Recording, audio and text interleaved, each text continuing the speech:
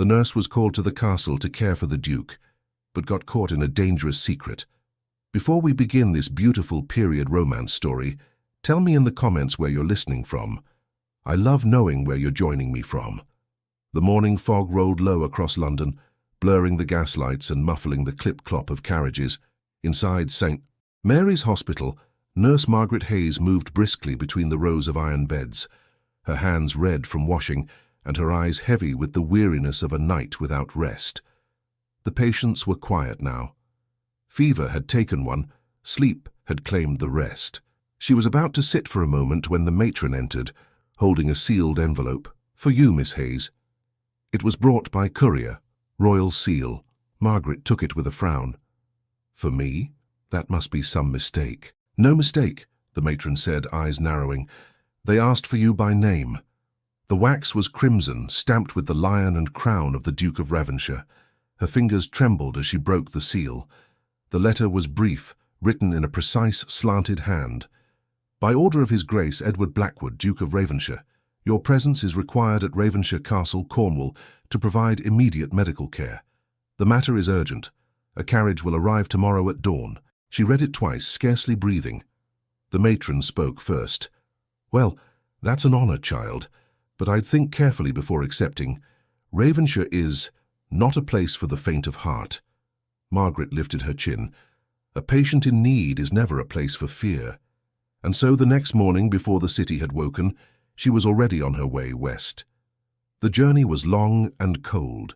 Each hour drew her farther from the noise of London and closer to the whispering emptiness of Cornwall. The sky darkened.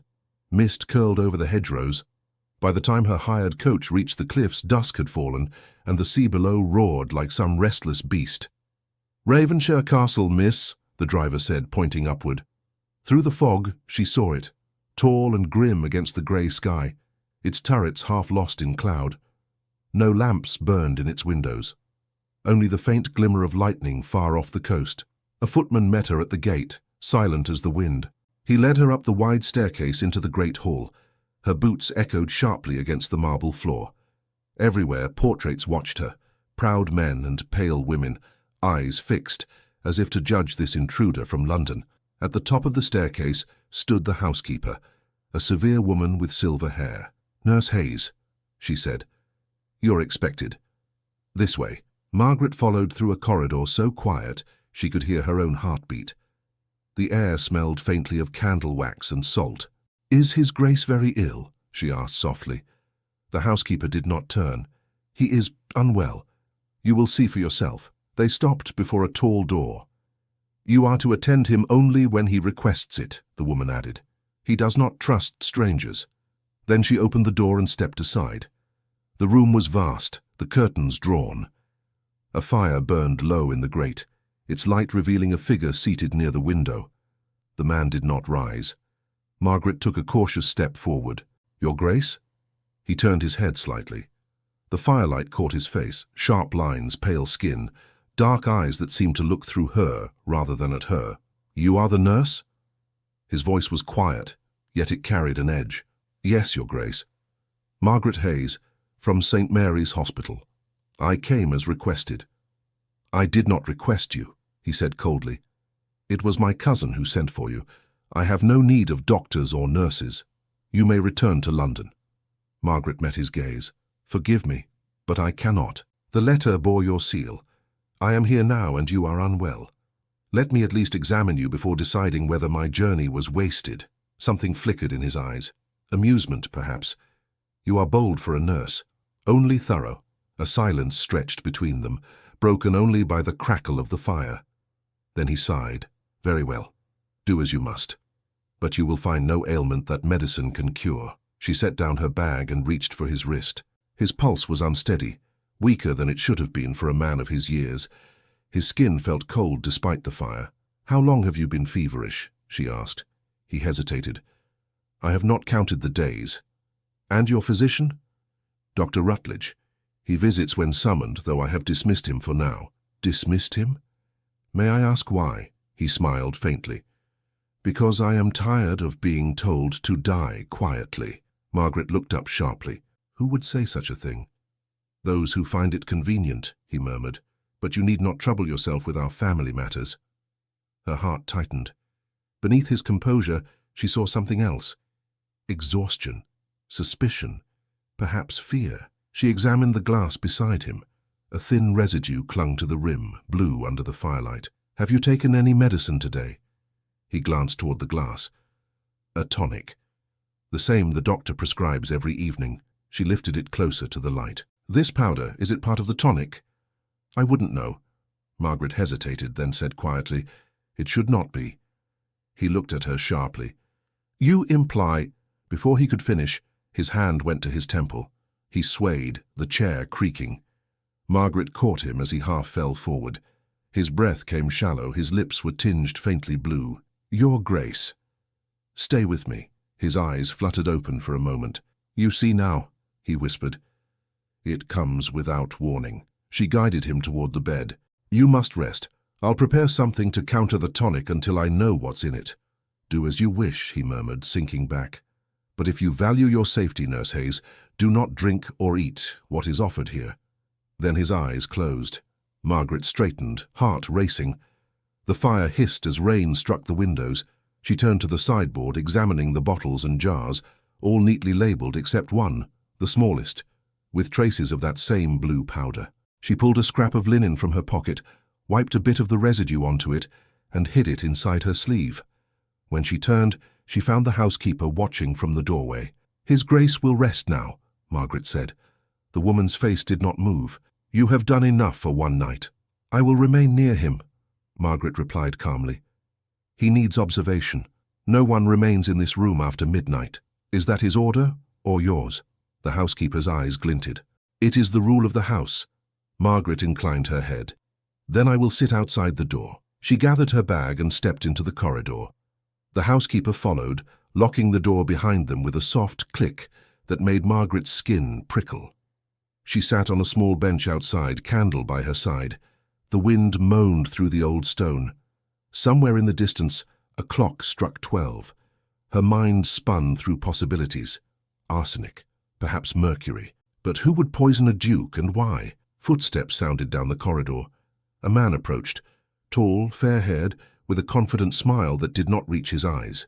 "You must be Miss Hayes," he said. "I am Lord Simon Blackwood, cousin to His Grace. I trust you find the castle comfortable." "It is formidable," she answered carefully. He laughed softly. "A kind word for a mausoleum. You will learn that my cousin prefers shadows to company. I am here to help him recover, my lord." He studied her face. "Let us hope your presence brings him peace. He has been unwell since our father's passing. Melancholy, they say. You will find that spirits run low in Ravenshire." "I treat bodies, not spirits," she said. "Ah," he replied, still smiling. "But here they are often the same."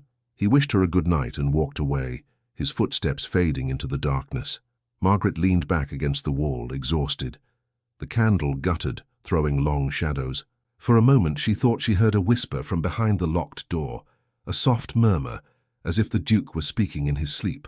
Then silence, only the wind and the sea below. By morning, the storm had cleared. She entered the room again to find the Duke awake, sitting near the window looking out over the cliffs. "You should not be out of bed," she said gently. He turned. "I find I sleep better when the sea is angry." "Your pulse was weak last night," she told him. "I believe your tonic is harming you. May I analyze its ingredients?" "Do you suspect poison?" he asked calmly. "I suspect carelessness," she said, though her voice faltered. He watched her for a long moment. "You are unlike the nurses my cousin hires. You speak your mind." "Truth is part of healing," she replied. "Then perhaps you will heal more than my body." She looked away, uncertain what to say. The tension between them was fragile, shifting like the light on the water. A knock interrupted them. The housekeeper entered with a tray. "His Grace's breakfast." Margaret stepped forward quickly. "Please leave it here. I will see that he eats." The woman hesitated, then obeyed, her expression unreadable. When she left, the Duke eyed the plate with faint amusement. "You intend to taste it first, I presume?" "I do." She cut a small piece of the bread and tasted it. Ordinary. She took a sip of the tea, bitter, but harmless. "It is safe," she said. He smiled faintly. "How you may remain, then. It seems my life depends upon your courage." "I prefer to think it depends on common sense," she answered, and for the first time he laughed, a quiet, tired sound, but real. The day passed more peacefully. Margaret took notes, adjusted his diet, and sent for fresh herbs from the village. Yet she could not shake the feeling that eyes followed her wherever she went. The servants bowed, but never spoke. The housekeeper's shadow passed the door too often to be chance. That evening she returned to her small chamber in the east wing. She wrote in her journal by candlelight, recording symptoms and impressions, then closed the book and prepared for rest. The castle was utterly still. Even the sea seemed to hold its breath. As she blew out the candle, something rustled near the door. She froze. A soft scrape, like paper sliding over stone. She relit the wick with shaking hands, bent down, and saw it, a folded note pushed beneath her door. Her name was not written upon it. Only 3 words, scrawled in a hurried hand. "He must not live." The candle flickered as Margaret read the words again, her pulse quickening. She looked toward the corridor, but only silence answered. Whoever had left the note had vanished into the shadows. She folded the paper carefully and slipped it into her apron pocket. Morning would bring questions, but she could not sleep now. Before dawn, she rose and went to the Duke's chamber. The housekeeper appeared from the darkness like a sentry. "Too early," the woman said sharply. "His Grace does not rise before 8. "I must check his pulse," Margaret replied. "His fever worsened last night." The housekeeper's eyes narrowed. "And yet he lives. Perhaps your nursing is better than your courtesy." Margaret said nothing. She entered the room. The Duke was awake, dressed in a dark robe, standing near the window, though the air was still chilled. "You're restless again," she said softly. "Sleep is no friend of mine," he answered without turning. "The dreams return each time I close my eyes." She placed her instruments on the table. "You spoke of strange dreams before. Are they always the same?" He hesitated. "Sometimes I hear my father's voice. Sometimes I see the sea rising over the cliffs. Always the same end. I wake gasping, as if something were pressing on my chest. Poison could cause such visions," she murmured. He turned to her then. "You believe it truly? I found this in my chamber." She handed him the note. "Someone does not wish you to live." He read it slowly, his face unreadable. "This handwriting is familiar," he said at last, "but I cannot yet place it. You must keep this secret, Miss Hayes. If the household suspects our knowledge, they will act before we are ready." "Our knowledge?" she asked. "Yes, if you are to remain, we are allies now." The word stirred something deep within her. Not pride, not fear, but the strange certainty that she could not leave even if she wished. Later that morning, as she prepared the Duke's tonic from herbs she trusted, a young maid entered carrying linens. Her name was Rose, no more than 16, her eyes wide with nervousness. "Miss Hayes," she whispered, "they say you've angered the master's cousin. You should be careful." Margaret looked up. "Why would I anger him?" "I've spoken to him once." Rose bit her lip. "Lord Simon says you question his authority. He says you think yourself cleverer than the doctor. That is not true. He says the Duke's illness worsened since you came." Margaret's breath caught. "And do you believe that?" Rose hesitated. "I believe you mean no harm, but in this house meaning well counts for little." Before Margaret could ask more, the housekeeper's voice rang from the corridor. "Rose, to the pantry." The girl jumped and hurried away. Margaret returned to her work, her thoughts spinning. Someone was spreading lies about her already. By midday she sought the butler, Mr. Graves, a tall man with silver hair and a manner that might once have been gentle. "Mr. Graves," she said, "the Duke's medicine. Who delivers it from the pharmacy?" "The doctor himself, miss," he replied carefully. "He mixes it at the manor's still room." "The same still room the servants use for herbs and preserves?" "Yes, though few go there now. It's under lock and key." "Who holds the key?" He hesitated. "The housekeeper." Margaret thanked him and turned toward the servants' wing. She found the housekeeper in the still room, arranging jars on the shelf. The air smelled of dried lavender and dust. "I'll prepare the Duke's next tonic here," Margaret said. "I require access to your ingredients." The housekeeper's back stiffened. "My ingredients? You question the doctor's prescriptions?" "I follow my training. I use nothing untested." Then perhaps you should return to London, where clever women belong. Margaret met her gaze evenly. I belong where I am needed. The housekeeper's lips thinned, but she handed her a small key. Do as you wish, but remember, curiosity has ruined better women than you. Margaret opened one cupboard after another. The jars were neatly labelled, valerian, belladonna, camphor, until her hand paused on one whose label was torn. Inside shimmered the faintest blue powder. She touched the rim. The smell was metallic, bitter. She turned sharply. What is this? The housekeeper shrugged. A tonic additive. The doctor insists upon it. For what purpose? To strengthen the heart. Margaret set the jar down, her voice low. This would stop the heart, not strengthen it. The housekeeper's eyes flicked toward the door. Then you should speak to Dr. Rutledge. I am only the keeper of rooms. I intend to, Margaret said. That evening the doctor arrived, a tall man with a thin mouth and eyes that darted like a bird's. Ah, Nurse Hayes, he greeted. So you are the young lady from London. I trust the country air agrees with you. The Duke's condition worsens, she replied. I'd like to review his medicine with you. He smiled without warmth. That will not be necessary. I am his physician of record, but I am his nurse. I administer what you prescribe. I should know what I'm giving him. He folded his hands. You are here to follow orders, not to issue them. The Duke's health has declined because his spirit is weak, not his body. Then you believe poison leaves no trace. His expression hardened. What nonsense have you heard? I have eyes, she said quietly, and evidence. He took a step closer. Be careful, Miss Hayes. Words like that can ruin reputations. Truth ruins no one. They stood in silence until the Duke himself entered. His gaze swept between them. What is this? Nothing, Your Grace, Dr. Rutledge said smoothly. A discussion of methods. Miss Hayes is enthusiastic. The Duke looked at Margaret. And you, Miss Hayes? I asked only to know what you are given, she said. The Duke studied the doctor, then nodded once. You will provide her a list of every ingredient. I insist upon transparency in my own house. Rutledge bowed stiffly. As you wish. When he left, the Duke said quietly, You've made an enemy tonight. I seem to be collecting them, she answered.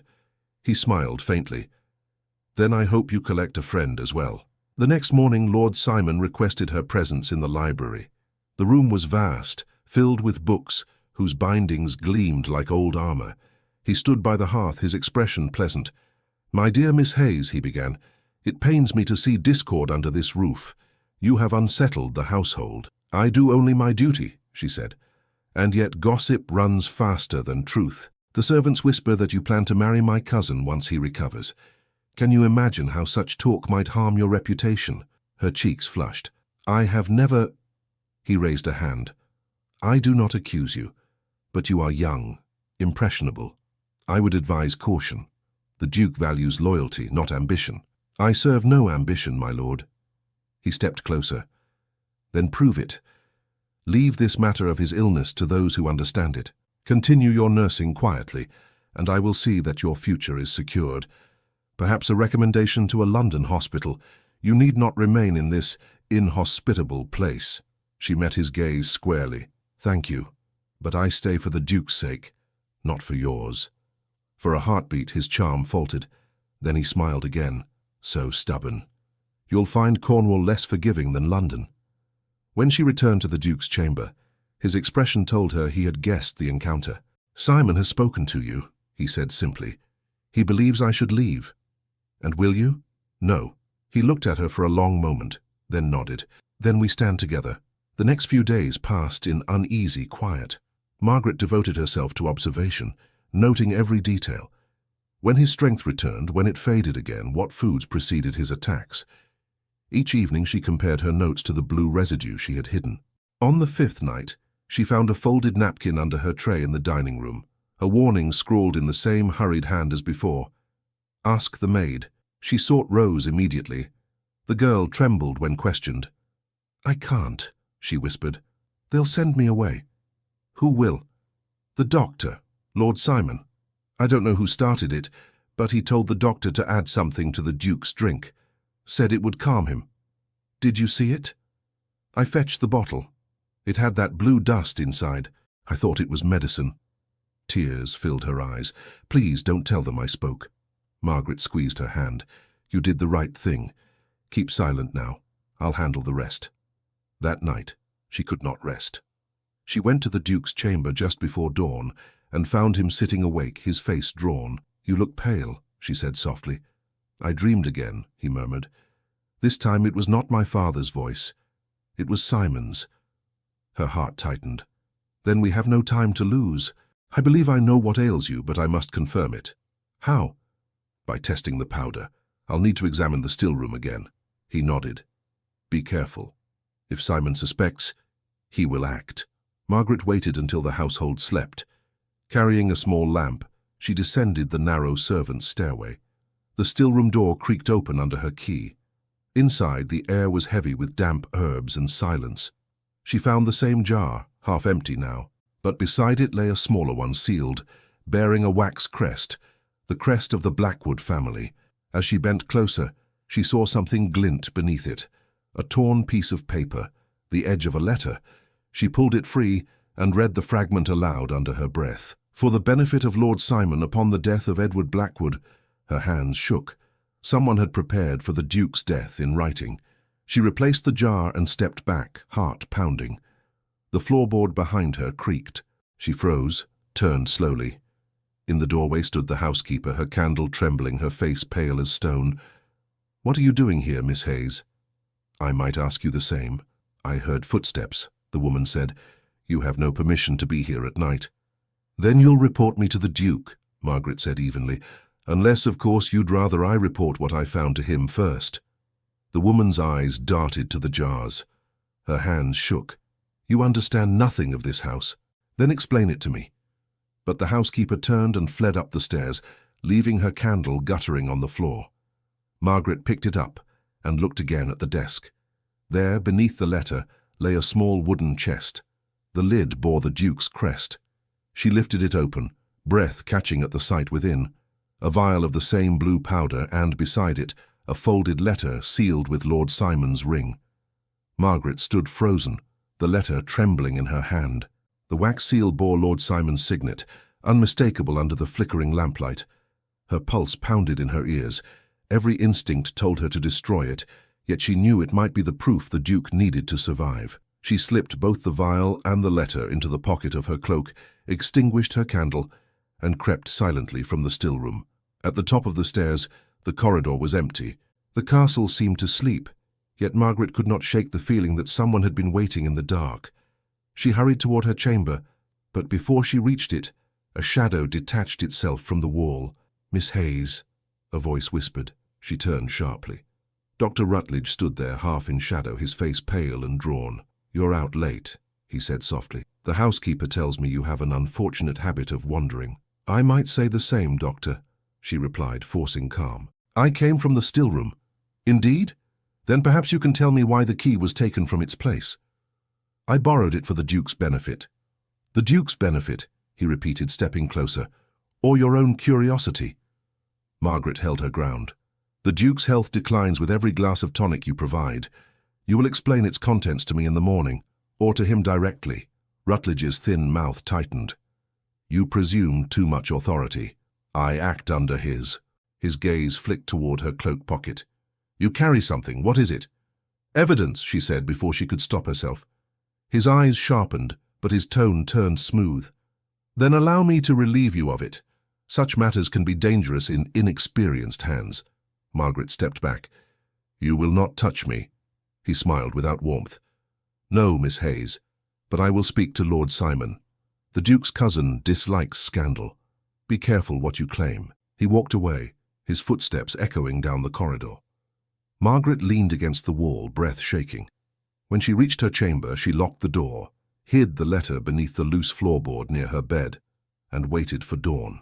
When morning came, she dressed quickly and went to the Duke. He sat near the window, pale but alert, a book open in his hand. He looked up as she entered. "You're early again," he said quietly. "I couldn't rest. There is something you must see." She drew out the vial from her pocket and set it on the table before him. "I found this in the still room, sealed with your family crest, and this—" She produced a folded scrap of the torn letter. Mentions your death as though it were expected. He stared at them, his jaw tightening. Where did you find these? In a locked chest beneath the doctor's table. The housekeeper saw me there.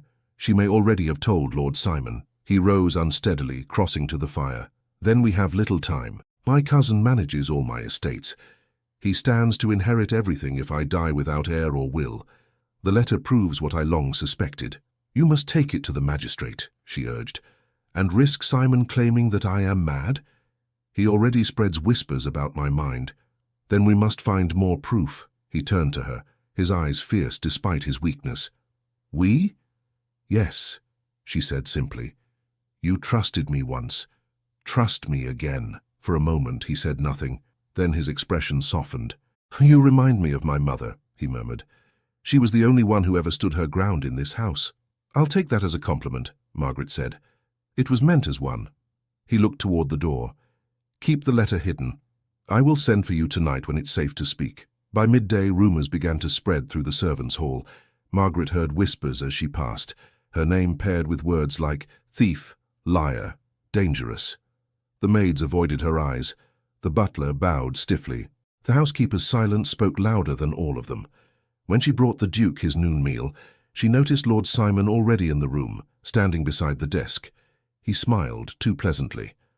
Ah, Nurse Hayes, the household is much in your debt. My cousin's health improves daily thanks to your unconventional methods.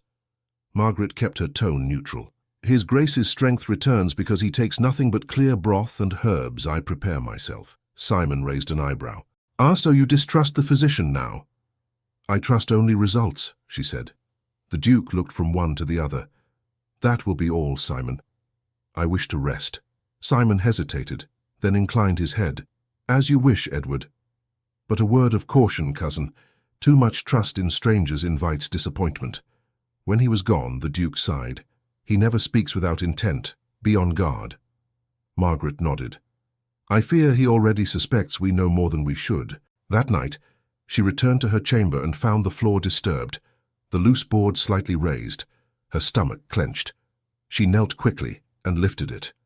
The letter was gone. A cold panic swept through her. She searched the room, the drawers, the window ledge, but it was nowhere. Someone had entered while she was away.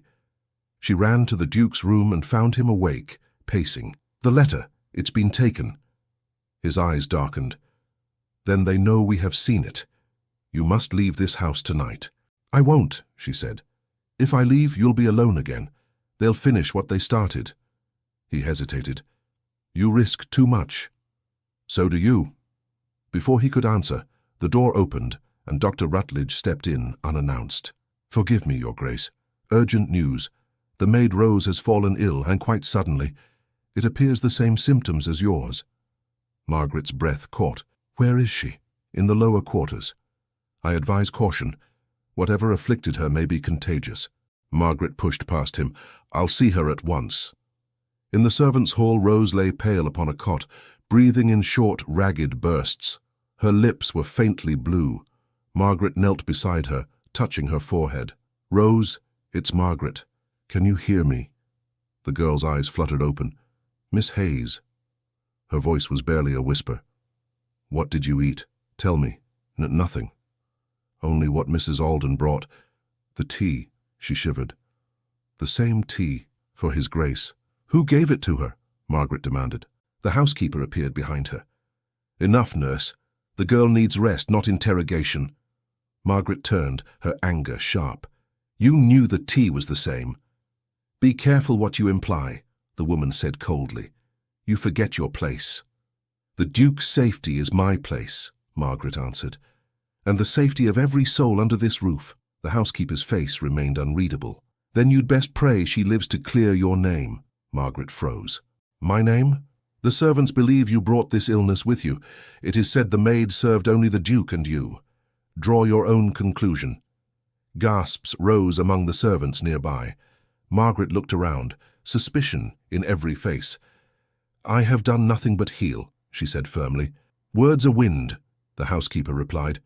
Proof, Miss Hayes. That is what we require. Margaret leaned close to Rose. Hold on, child. Do you hear me? Hold on. The girl stirred weakly. "Cellar," she whispered. "Tell him the cellar." Then she fell unconscious. Margaret looked up. "Send for water, blankets, anything warm." Dr. Rutledge reappeared in the doorway, his expression grave. "I will take over now." "No," she said. "She's my patient." "She is a servant, not your concern," he snapped. The Duke's voice cut through the air. "She is mine." They turned. He stood in the doorway, wrapped in a cloak, pale but resolute. "If my nurse says the girl stays under her care, so it shall be." Rutledge bowed stiffly and left. When they were alone, the Duke knelt beside Rose. "The cellar," he murmured. "Why would she say that?" "There must be something hidden there," Margaret said. "Something that connects her to the poisoning." The Duke rose unsteadily. "Then we go at once." "It's not safe." "Nothing in this house is." Together they descended the narrow steps to the cellar. The air was cold and smelled of damp stone. Rats scurried along the walls. Margaret held the lamp high, its glow trembling across barrels and crates. "Over there," she said, pointing to a small door set into the far wall. It was half concealed behind an old tapestry. The Duke tested the latch. It was locked. He seized a nearby poker and forced it open with a groan of iron. Inside lay shelves lined with bottles, boxes, and papers. Margaret lifted one of the papers. "These are financial ledgers," she said, "all signed by Lord Simon." The Duke scanned a page. "Transfers, debts, investments, all against my estate. He's been selling the land piece by piece." She found another ledger, smaller, hidden beneath the first. "This one lists payments to Dr. Rutledge." The Duke's jaw tightened. "For what service, I wonder?" Margaret opened a small drawer beneath the shelf. Inside lay several vials of the same blue powder, neatly corked. "There's enough here to kill a dozen men," she whispered. The Duke took one and held it up to the light. "Now we have proof." Footsteps sounded above them. They froze, voices drifted down. Simon's sharp tone, the doctor's reply. "They're coming," Margaret whispered. The Duke extinguished the lamp. "Hide the ledgers. Take one only. We'll expose them at dawn." Margaret tucked a ledger into her cloak. The footsteps grew louder. Simon's voice echoed from the stairway. "Edward? Are you down there?" The Duke stepped forward, steadying his breath. "We were inspecting the stores." Simon descended slowly, candle in hand. His eyes gleamed in the dim light. "At this hour, how curious." Dr. Rutledge followed, his expression blank. "The housekeeper said you were resting, Your Grace." "I changed my mind," the Duke said coolly. Simon's gaze shifted to Margaret. "And you, Miss Hayes, do you find our cellar to your liking?" "It contains many interesting things," she said. "I'm sure it does," he replied, taking a step closer. "But some doors in Ravenshire are better left closed." The Duke stood between them. "We were leaving," Simon smiled thinly. "Then allow me to escort you." They climbed the stairs in silence. Margaret felt the weight of the ledger under her cloak, the Duke's hand steady on her arm. When they reached the hall, Simon paused. "Sleep well, cousin," he said. "You'll need your strength for what comes next." They continued to the Duke's chamber without speaking. Once the door was locked, Margaret handed him the ledger. "This is enough to ruin them both," she said. "Then we must keep it safe until morning." She nodded, but her hands still trembled. Rose said the word cellar just before she fainted. She must have known we'd find this. "Brave girl," the Duke murmured. "We owe her our lives." A gust of wind rattled the windows. The candles flickered. Somewhere below, a door slammed. Margaret turned toward the sound, her blood running cold. "Someone followed us," she whispered. As the light flared again, a shadow moved just beyond the window pane. A human silhouette watching in the rain. The candle sputtered, throwing nervous shadows across the Duke's chamber. Margaret held her breath and stared at the window. The figure outside didn't move, only stood in the rain, tall and still. The Duke crossed the room, pulled the curtain aside, and found nothing but the dark sweep of the storm. "It's gone," he said quietly. Margaret touched his arm. "Someone knows what we've found. They won't stop now." He turned toward her, his face pale but resolute. "Then we must act first. At dawn, I'll send a messenger to Truro for the magistrate. We'll hand over the ledger and the vials. And the doctor, Simon. Let them explain themselves under oath," he said grimly. But dawn never brought the chance. When Margaret woke a few hours later, the castle was in uproar. Servants hurried through the corridors whispering her name, their eyes full of something like fear. She went at once to the Duke's room, but Lord Simon was already there. He stood by the fireplace, a folded letter in his hand. Dr. Rutledge and the housekeeper hovered behind him like shadows. The Duke sat in his chair, looking more weary than angry. "Miss Hayes," Simon said smoothly, "perhaps you can explain why my cousin's private papers have been disturbed. The chest in the study was opened last night. Its contents missing." Margaret's throat tightened. "You accuse me?" "I accuse no one," he said, smiling. "But it is curious that our nurse was seen in the cellar at midnight. The servants speak of voices, the clatter of locks. What were you searching for?" "The truth," she said. "Truth?" Simon laughed softly. "A dangerous thing to chase in this house." The Duke's voice cut through. "Enough. Miss Hayes acted under my command. Any blame lies with me." Simon's expression cooled. "How noble. Yet the house suffers unrest, Edward. The servants whisper that the nurse is dangerous. Perhaps it would be best for all if she returned to London." "I will not send her away," the Duke said firmly. Rutledge stepped forward. "Your Grace, forgive me, but I must agree with Lord Simon. Miss Hayes's methods are erratic. She confuses medication with poison, dreams with fact.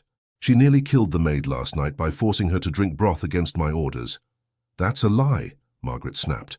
Simon lifted the letter he held. "And what of this?" He read aloud.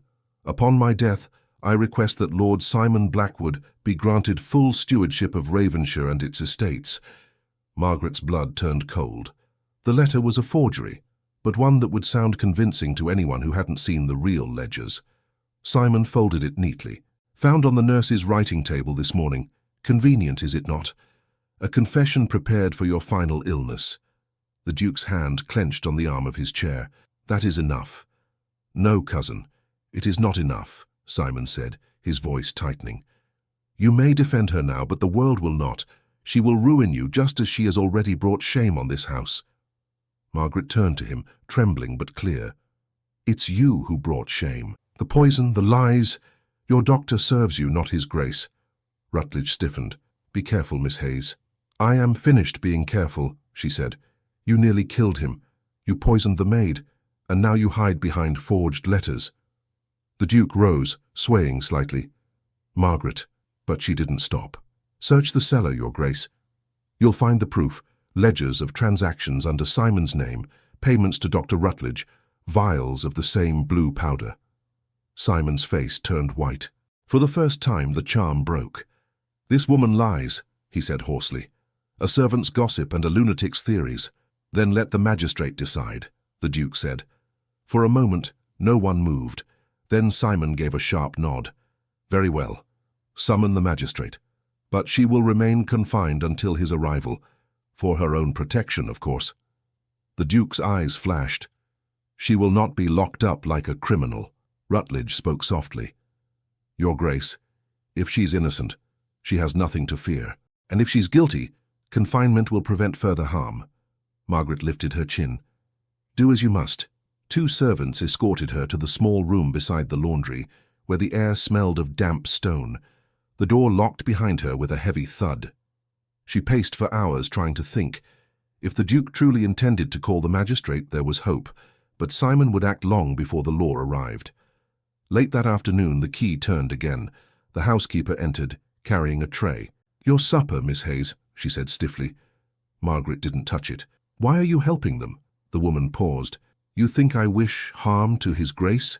"You allow it," Margaret said. "And that's the same." The housekeeper set the tray down. Her voice softened. "You don't understand what this house has endured. Since the old Duke died, nothing has been as it was.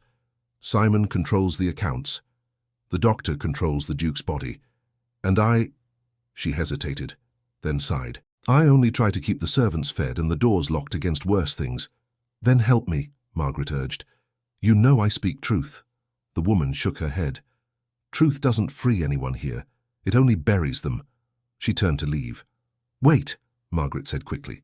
"If you won't help me, help him. His Grace will die if this continues." The housekeeper paused in the doorway.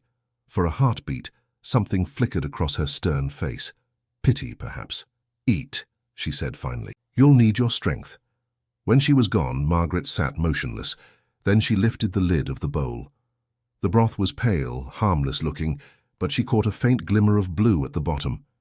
She set it aside and waited. Hours passed. Rain began again, steady and cold. The lock clicked once more. This time it was the Duke himself, cloaked and pale, his breath uneven. How did you get away? She whispered. The servants believe I sleep, he said. I couldn't bear knowing you were kept like this. You shouldn't be here, they'll see you. I don't care. He crossed the room and took her hand. You risked everything for me. I will not let them destroy you. His hand trembled, but his voice steadied. I sent a messenger to Truro before dawn. The magistrate arrives tomorrow. Tonight, we must keep the evidence safe. The ledger, hidden in the chapel behind the altar. No one will search there. She looked up at him, heart pounding. You're ill, you shouldn't be out of bed. I feel stronger now, your remedies worked. A sudden noise from the corridor made them both freeze. Voices, Simon's and Rutledge's. Go, she whispered.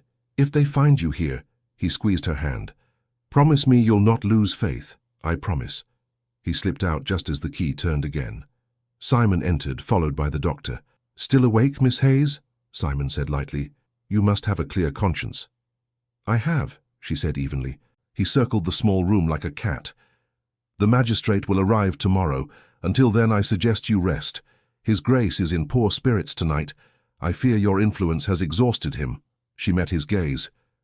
He'll recover when you're gone. Rutledge folded his arms. You speak as though you were his equal. I speak as one who cares for his life. Simon's voice dropped. You should have cared for your own. He turned and left. The door locked once more. Margaret sank to the cot, shaking. She stayed awake until dawn, counting the hours until the magistrate's arrival. When morning came, footsteps echoed again. But it wasn't the magistrate. It was the butler, his face grey. Miss Hayes, he whispered, unlocking the door. You must come quickly.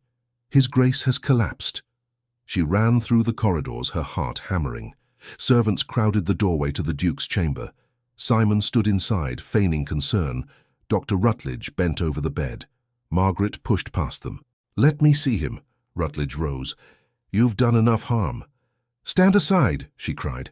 The Duke lay motionless, his skin pale, his lips faintly blue. She felt his pulse, weak but present.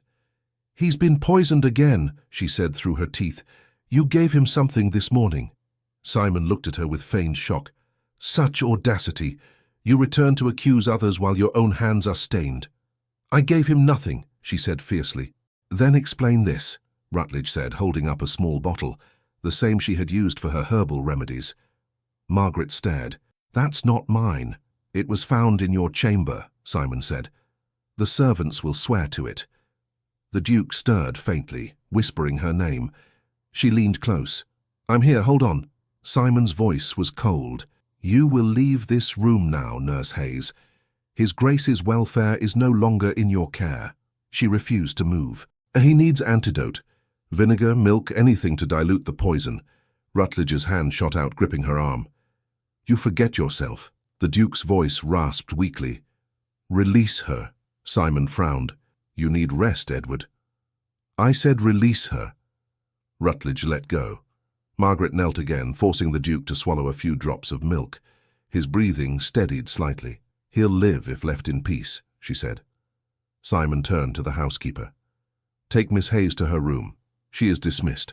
When the magistrate arrives, she will explain herself. Margaret's heart twisted. She wanted to protest, but the Duke's faint nod stopped her.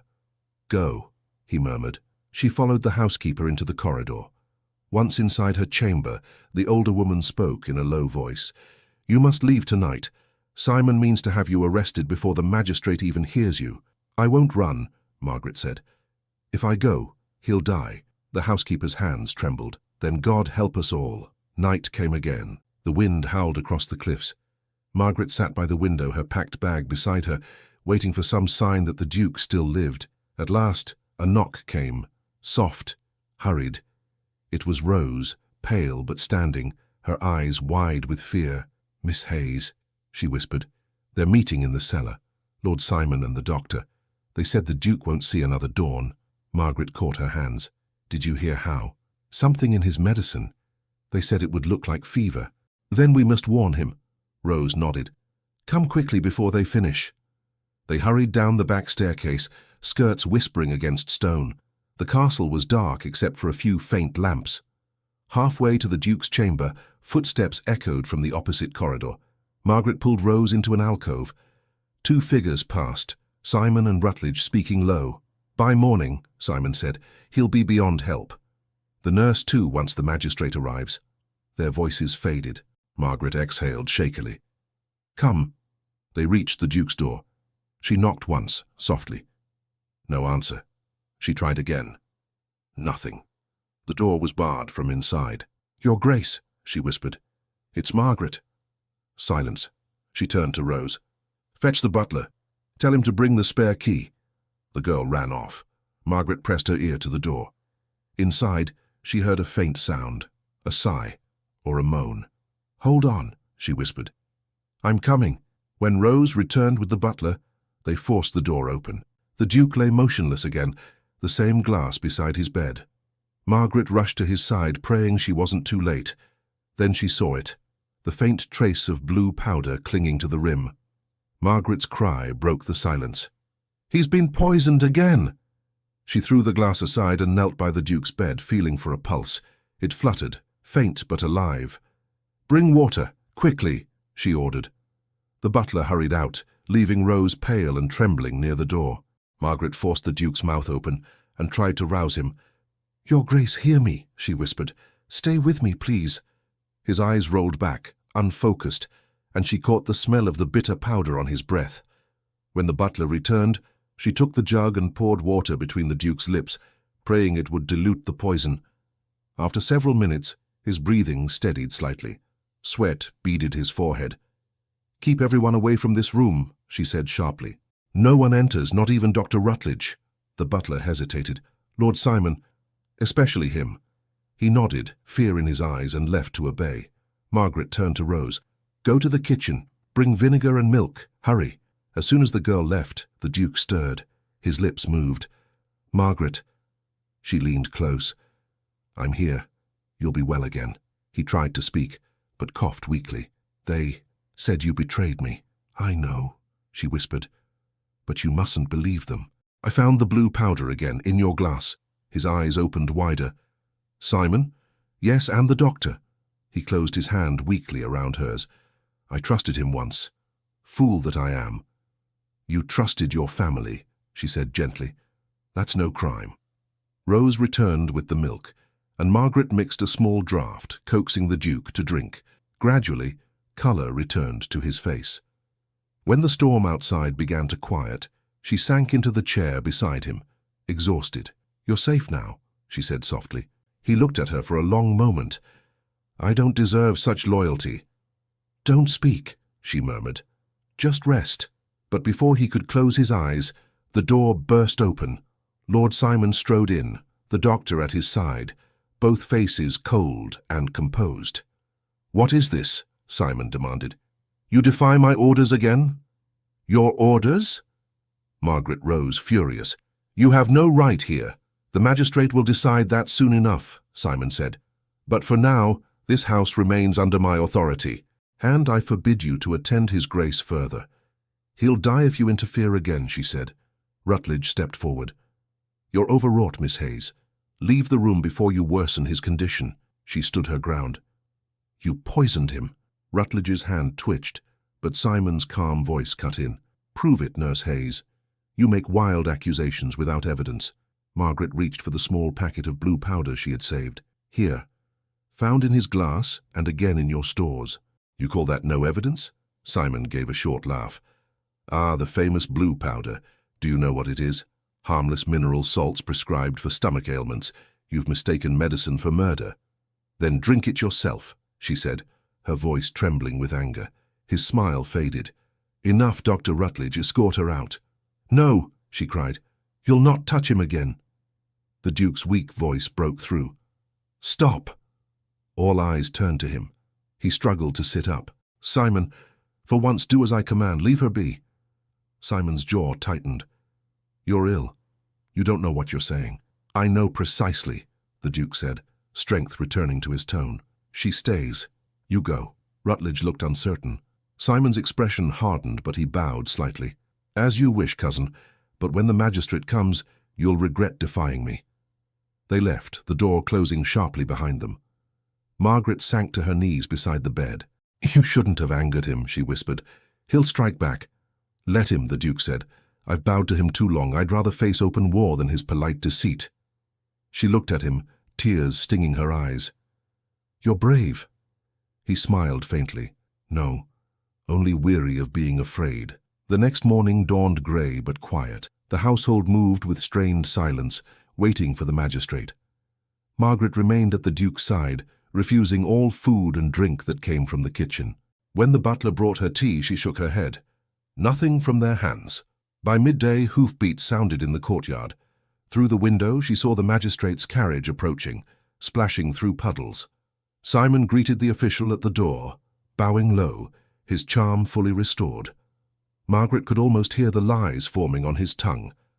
Inside the Duke's room, she helped him to sit upright, adjusting the pillows. You'll need to speak carefully, she warned. They'll try to twist your words. He took her hand. You believe I can face them? You must. For your father's name. For everyone who served you faithfully. A knock sounded. Simon entered with the magistrate, a stout man in a travel-stained coat, his expression wary. Rutledge followed. Your Grace, Simon said smoothly. The magistrate has come to resolve this unfortunate misunderstanding. The Duke inclined his head. Then let us resolve it. The magistrate stepped forward. I understand there are charges of poisoning and fraud. I hope to find only confusion, not malice. There is malice, Margaret said before Simon could speak. And proof. Simon smiled tightly. Indeed, there is proof, but not of what she imagines. He handed the magistrate the forged letter. Found among her things. You'll note it bears my cousin's signature. Margaret's heart lurched. The magistrate examined the paper, frowning. This appears genuine. It's a lie, she said. He forged it to make me appear guilty. Simon sighed. A desperate defense. The Duke's voice rose weakly. Enough. That letter is false. The signature may resemble mine, but I never wrote it. Can you prove that, cousin? Simon asked. The Duke's hand trembled as he reached for the drawer beside the bed. He drew out the ledger Margaret had hidden behind the altar. Here, he said. Proof of your dealings. Payments to Dr. Rutledge, withdrawals from my accounts, all bearing your hand. Simon's face went still. That ledger is private. It proves nothing. It proves everything, the Duke said. You plotted to inherit my estate. You dosed me to hasten my end. Rutledge's voice broke. I only followed orders. Simon turned on him. Silence, fool. But the magistrate raised a hand. Enough. Lord Simon, you'll accompany me to Truro until this matter is reviewed. Dr. Rutledge as well. Simon's composure cracked for the first time. You can't. This is absurd. Then you'll have nothing to fear, the magistrate said coolly. He signalled to the constables waiting outside. As they entered, Simon turned to the Duke. You think you've won, but the stain of scandal will never wash from Ravenshire. The Duke met his eyes. Truth leaves no stain. They led Simon and Rutledge away. The door shut, leaving silence. Margaret released a long breath she hadn't realized she'd been holding. The Duke leaned back, eyes closing briefly. It's over. She shook her head. Not yet. You must rest and heal. He opened his eyes again, softer now. And you must forgive me. For what? For ever doubting you. She smiled faintly. You had reason to doubt everyone in this house. He reached for her hand. I was wrong about many things, but not about you. Her throat tightened. Don't speak of me, Your Grace. Just recover, then stay. Until I do. I'll stay as long as I'm needed. Outside, the rain began again, gentle this time, washing the stone walls clean. The servants moved quietly through the corridors, their fear replaced by cautious hope. The poison, the lies, the shadows that had clung to Ravenshire were beginning to lift. That evening, as the Duke slept peacefully for the first time in weeks, Margaret stood by the window, watching the sea. The horizon glowed faintly with the last light of day. She thought of her first night at the castle, of the silence and suspicion that had met her then. Now there was only quiet, and the steady rhythm of the waves. The door creaked. The housekeeper entered, her hands clasped before her. "He breathes easier," she said softly. "Yes, he'll live." The woman hesitated. "Then I owe you apology. I feared the wrong people." Margaret nodded. "Fear blinds us all." A knock sounded in the corridor. The butler stepped in. "Miss Hayes, the magistrate requests your statement. He departs tonight." She nodded. "Tell him I'll come presently." When the others had gone, Margaret turned once more to the Duke. He stirred in his sleep, murmuring her name. She smiled, whispering back, "Rest now. It's done." But the peace did not last. Hours later, just as she prepared to retire, the door opened softly. The housekeeper entered again, her face pale. "Miss Hayes, there's something you should see," she said. "It's in the West Wing." "The West Wing?" "Yes, a door I've not opened in years. There's light inside tonight." Margaret frowned. "Who would be there?" The woman shook her head. "I don't know, but I fear it's not over yet." Margaret took her lamp and followed the woman through the narrow corridor that smelled of salt and age. The West Wing had long been sealed, its rooms unused since the old Duke's death. As they reached the end of the hall, a faint glow leaked from beneath a tapestry. The housekeeper lifted the edge, revealing a hidden door. "It wasn't lit before," she whispered. Margaret raised her lamp and pushed the door open. Beyond it, in the small hidden chamber, the flame revealed a shadowed figure standing beside the desk, turning slowly toward her. Margaret's lamp trembled in her hand. The light fell across the stranger's face, and she drew in a sharp breath. "Your Grace," she whispered. The Duke stood there, pale and weak, wrapped in a dark cloak. His expression was strained, almost fevered. "Margaret, you should not be here," he said. She stepped forward. "Nor should you. You're too ill to walk." "I couldn't sleep. I heard footsteps, thought I'd imagined them, then saw the light in this hall." The housekeeper moved beside her, uneasy. "I've kept this wing locked since your father's death," she murmured. "No one's entered in years." The Duke looked toward the small desk against the wall. "Then who left that candle burning?" Margaret approached slowly. Papers lay scattered across the desk, letters, ledgers, all marked with the Blackwood crest. A faint smell of wax and dust filled the room. "These are your father's records," she said, "but why would they appear now?" The Duke sank into a chair, gripping the armrest. "My father kept many secrets. Perhaps one of them has decided to wake." The housekeeper's voice trembled. "This door was bolted, Your Grace. Someone opened it from the inside." Margaret turned sharply. "From the inside?" Before anyone could speak again, footsteps echoed down the corridor. They froze.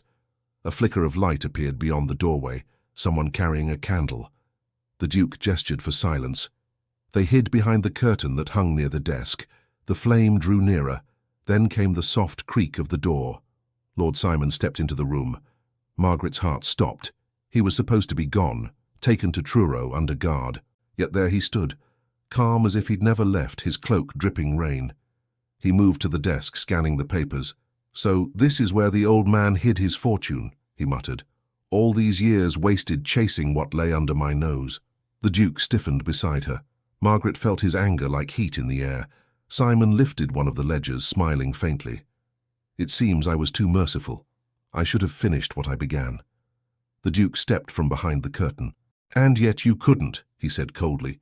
"Even poison failed you." Simon spun, his face draining of colour. "Edward, how?" "The magistrate released you?" the Duke asked. Simon recovered his composure quickly. "Released me? No. I released myself. The fool believed every word I said." Margaret stepped forward.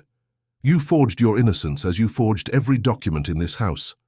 Simon's gaze snapped toward her. "Ah, the nurse. Still meddling. You might have been clever enough to survive if you'd learned when to keep silent." "Enough," the Duke said. "Leave this place, Simon. You've lost everything. What more do you want?" Simon's eyes glittered in the lamplight. "What I've always wanted. Freedom from you, from Ravenshire, from the shame of being second. You brought that shame upon yourself." Simon laughed softly. "Did I? Father chose you for the title, the fortune, the land. And what did I get? A smile and an empty promise. So yes, I took what was denied me." Margaret's voice was calm but firm. "You took life, not inheritance. Simon's expression turned cold. "And I would again if it meant peace." The Duke took a step forward. "You will answer for every crime you've committed." Simon's jaw tightened. "No, brother. You'll answer for them. The world will believe what I tell it, that you went mad, locked in your father's old chamber, raving about ghosts and poison." He reached toward his coat. Margaret instinctively moved closer to the Duke. "You mean to harm him again?" she said. Simon smiled faintly. "No need. The sea will do that for me. One step from the cliffs, one convenient storm. Who will question it?" The Duke faced him, steady now. "You forget something, Simon. I am no longer alone." Simon's eyes flicked toward Margaret. "Ah, yes, the nurse, the saviour. Do you love him then, Miss Hayes? Enough to die for him?" She didn't answer, but her silence was enough. Simon's sneer deepened. "How noble!" The Duke's hand clenched at his side. "Leave her out of this." Simon tilted his head. "I never involve those who are unimportant." The housekeeper, who had remained near the doorway, suddenly spoke. "My lord, listen to reason. The magistrate will return for you. End this now." Simon turned on her sharply. "You dare speak? Your father trusted me," she said. "He'd be ashamed of you." Simon's face darkened. "He's long past shame." Margaret stepped between them. "Stop this, both of you. No one else will die for your bitterness." For a moment, the room was silent, except for the hiss of the wind through the cracked shutters. Then Simon smiled, a thin, cruel curve. "You think you can stop me?" He moved toward her. The Duke stepped forward, weak but determined, and caught his arm. "You will not touch her." Simon's voice was low, dangerous. "Let go." The Duke held firm. "I will not." Simon struggled, but illness had not stolen all the Duke's strength. They grappled briefly. The candle fell to the floor, sputtering. The flame flared against the edge of a paper-strewn rug. "Fire!" the housekeeper cried. Margaret grabbed the lamp and threw it aside, stamping out the spreading blaze. Smoke rose, filling the small chamber. Simon wrenched free and stumbled toward the door. The Duke caught his breath, coughing. "He's escaping," he said. Margaret helped him to his feet. "You can't follow him, your lungs—" "I must." Together they hurried down the corridor, the housekeeper close behind. The rain outside had grown heavier, and thunder rolled across the cliffs. They reached the great hall. Simon stood near the open door, wind whipping his cloak, rain pouring in. "Stay back," he shouted. "If you value your lives, stay back." "Don't do this," the Duke called. "It's over." "Not while you breathe." Margaret stepped forward. "Simon, please look at yourself. You've lost everything but your soul. Don't throw that away too." He hesitated. The storm raged behind him, lightning flashing over the cliffs. For a moment, Margaret saw the boy he must have once been, lonely, furious, desperate to be seen. Then his eyes hardened again. "You speak as though I have a choice." "You do," she said quietly. "We all do." The Duke moved closer. "Simon, listen to her. End this here." Simon's hand trembled. "You should have let me be the heir."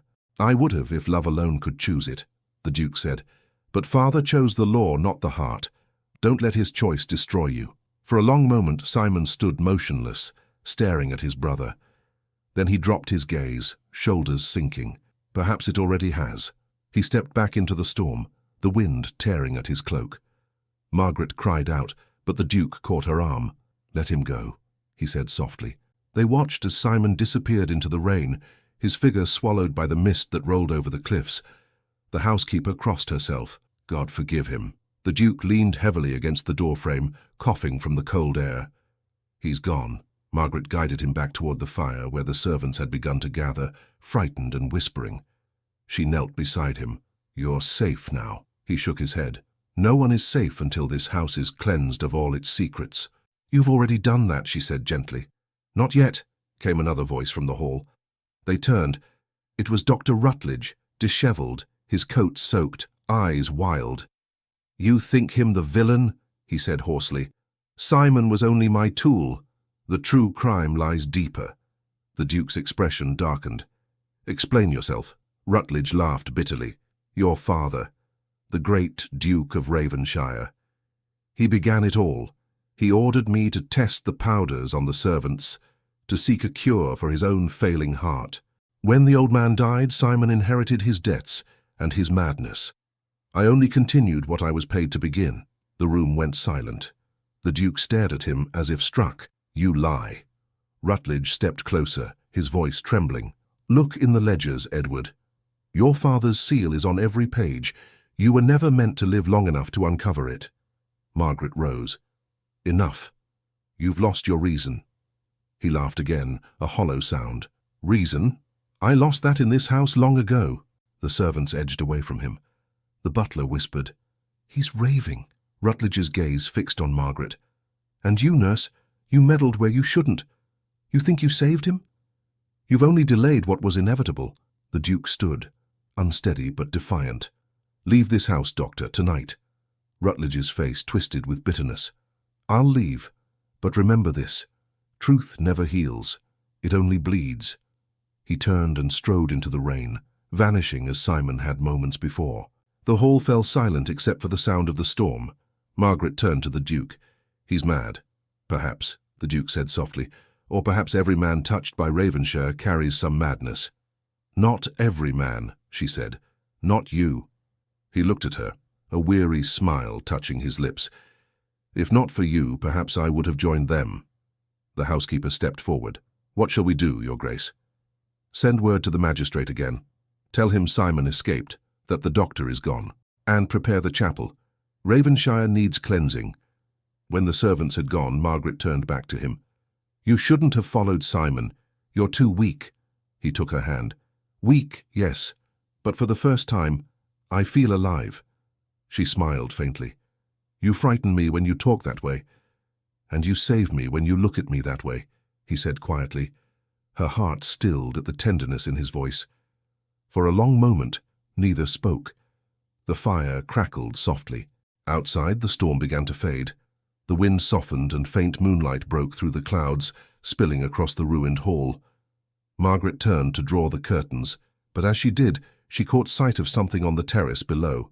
A figure, drenched, staggering toward the door. Margaret's breath caught. Through the wavering light of the dying storm, a figure stumbled up from the cliffs, soaked to the bone, half collapsing against the terrace rail. "It can't be," she whispered. The Duke followed her gaze. His face went white. "Simon!"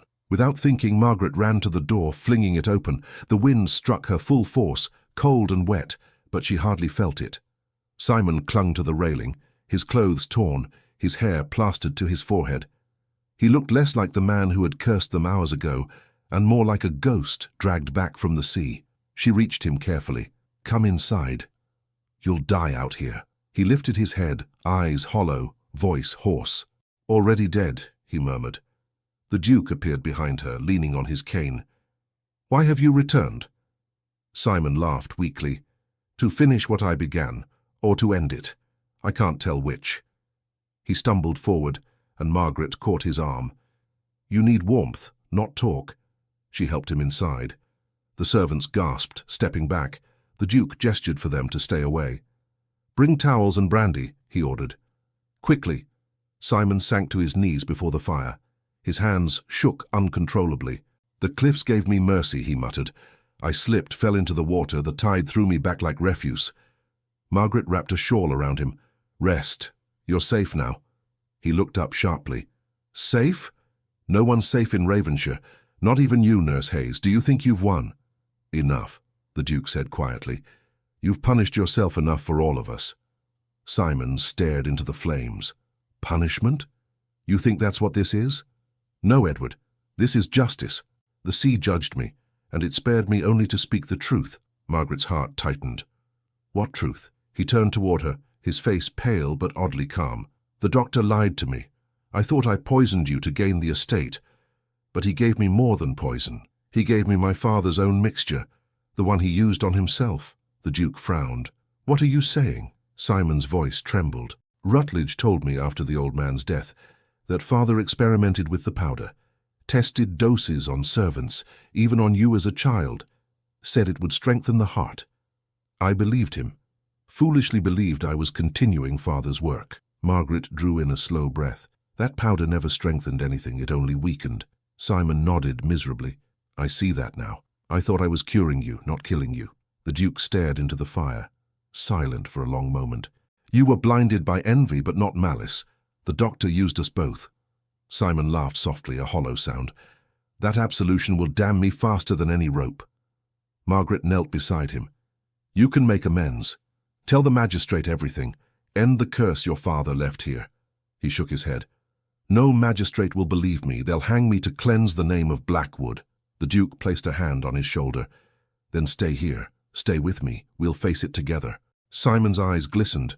You would share my disgrace? I would share my brother's burden, the Duke said quietly. The room went still. Even the servants ceased to whisper. Simon bowed his head. I don't deserve that name from your lips. Deserving has nothing to do with blood, the Duke replied. Margaret rose. Enough for tonight. He needs rest. The Duke nodded. Put him in the west chamber.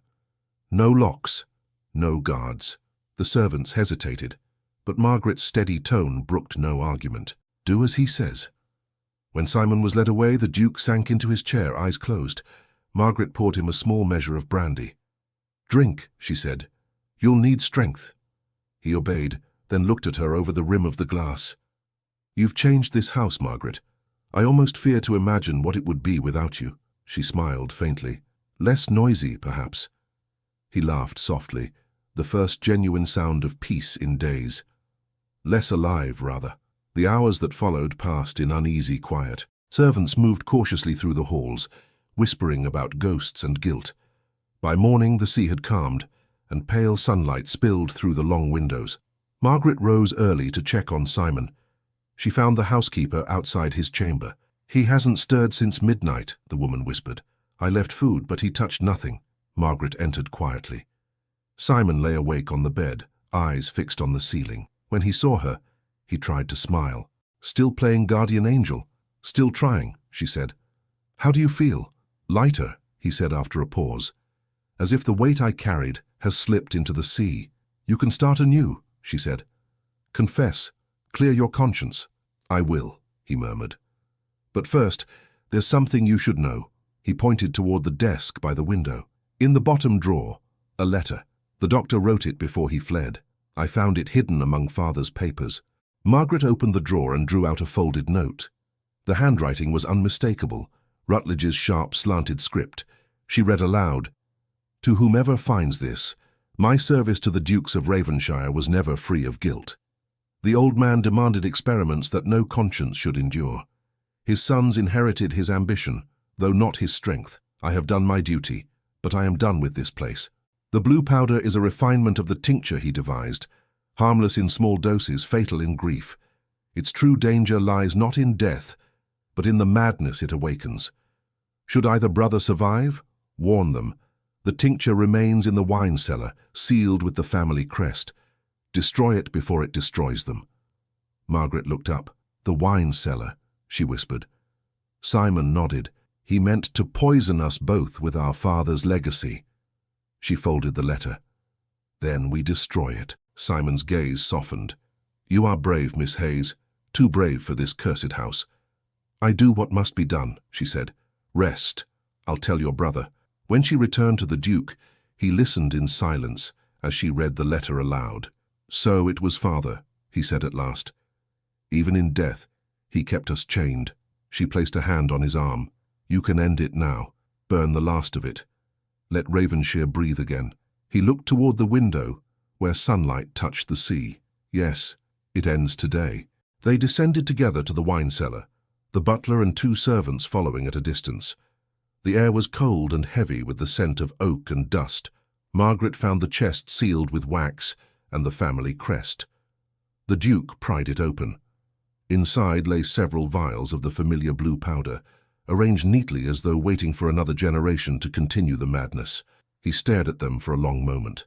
My father's pride, my brother's ruin, my near death, all from this. Margaret held out a taper. Let it go. He nodded, took the flame and touched it to the parchment and cloth within. The fire caught instantly, blue smoke curling upward. They stood in silence until nothing remained but ash.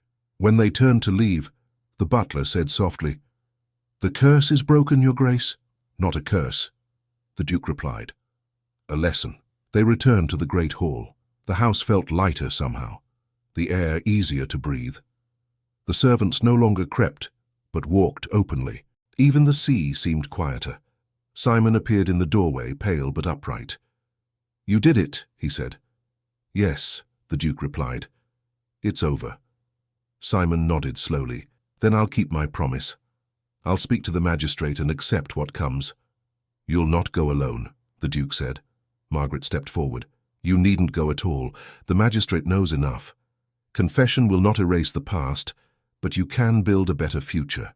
Simon's voice was weary. "A future built on mercy is a fragile thing, but perhaps it's the only kind worth building." He extended his hand toward his brother. The Duke clasped it. The gesture, simple and wordless, carried the forgiveness both had sought. Later that afternoon, Margaret found the Duke standing by the cliffs. The sun broke through the clouds, bright against the grey water. "You should rest," she said. "Perhaps later," he answered. "For now, I need to remember how to breathe air that isn't heavy with secrets." She moved beside him. "You've freed everyone in that house, even your brother." He turned to her. "And you freed me, by accident," she said softly. "No, by grace." A quiet moment passed, filled only by the wind and the cry of distant gulls. He looked at her, his eyes warm despite the cold breeze. "Margaret Hayes, will you stay here, not as nurse but as the Lady of Ravenshire?" She froze, words caught in her throat. "You hardly know me beyond this storm. I know your courage, your honesty, the way you bring light into darkness. That's more than I knew about myself before you came." Her heart beat wildly. "What will people say?" He smiled. "Let them. For once I will live for truth, not appearance."